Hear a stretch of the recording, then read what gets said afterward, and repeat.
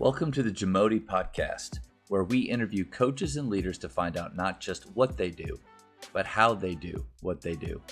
Becoming the best version of ourselves is JAMODI, just a matter of doing it.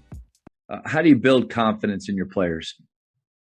For me, it's just being real with them, Matt. I just, some people build confidence by nothing but just attaboy, way to go, man, you're so good.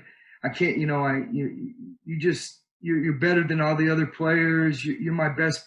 We don't do that. I mean, we have our time of that kind of stuff, but ours is more realistic and a challenge. Look, he's the best player. Here's what we've got to do to get to that point. If we're not at that point, then one, we might not be playing. We might not even get a chance to compete with them.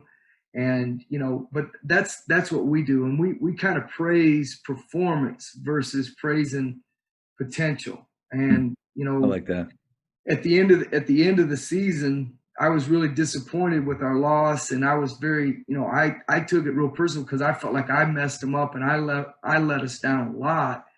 And but we came up with a saying after we wrote down everything, and I like acronyms, so I put like potential versus performance. This kid's not playing because he's just full of potential.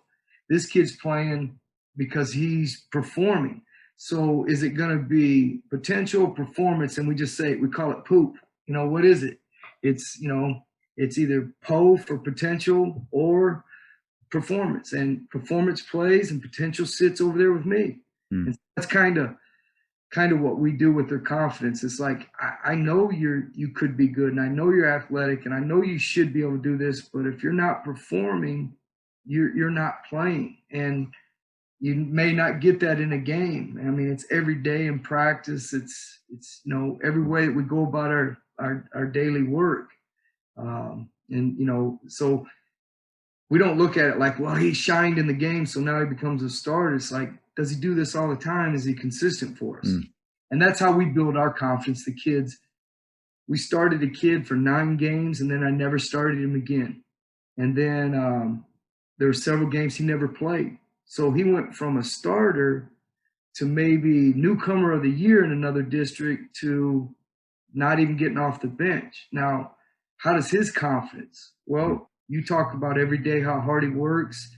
He's getting to the level he needs to get to. When he finally gets to what he can be, that's when he'll start playing again.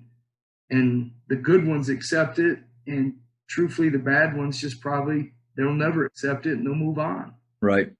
We're real. We're just real with them. But having those conversations and those expectations, players probably stay, and when I say uncomfortable, not in a bad way, they stay uncomfortable in a good way, meaning they got to stay sharp. Like, just because you're a starter doesn't mean it's going to stay that way. So you got to continue to work. You got to continue to put in the time. And like you said, perform.